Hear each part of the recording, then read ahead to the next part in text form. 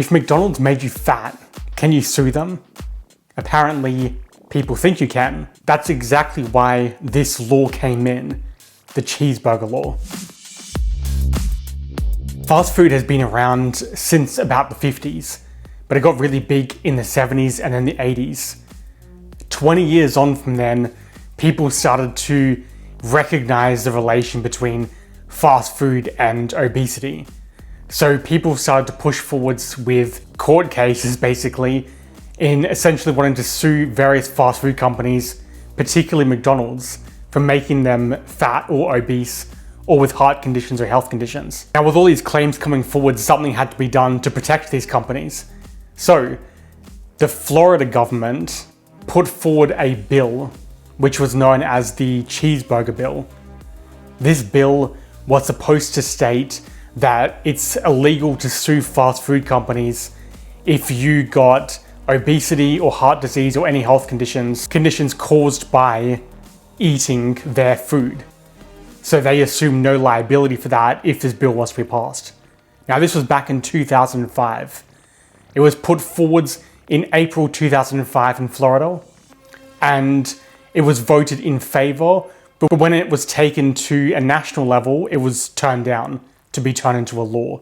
So it got pushed back, but they had to come back with it again. So did this bill actually become a law?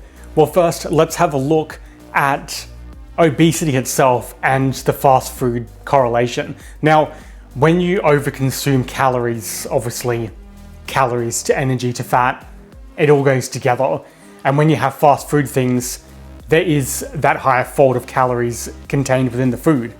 But is that the overall cause? Yes and no, but there's a reason why people are able to overconsume so many calories when it comes to fast food particularly. A major cause of weight gain and calorie overconsumption with fast food is to do with both lack of nutrition and processed oils. So looking at the processed oils first, because everybody knows about this, seed oils.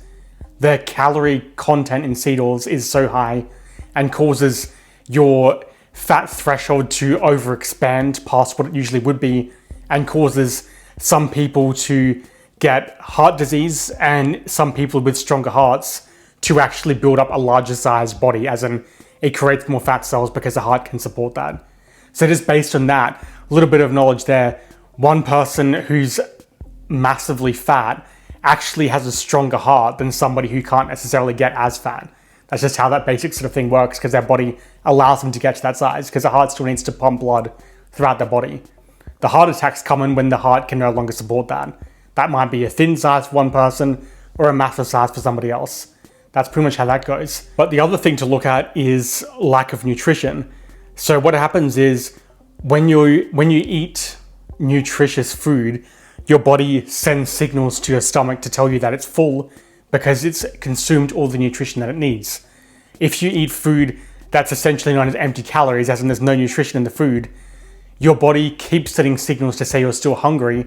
Not hungry, but rather we need to keep finding food until we get the nutrition that our body needs. So the problem is when you eat empty calories, there's no nutrition. So you eat it and your body's like, well, we still don't have the nutrition we're looking for, so let's keep looking for it. So people can keep eating. That's why if you're eating junk foods and fast foods, all that processed stuff, you can continue to keep eating it. Not necessarily because it's addictive, but that plays a big part of it, but because your body continues to consume it until it finds the nutrition it needs. This is actually one of the major features that was done by the tobacco companies that took over the processed food companies a long time ago.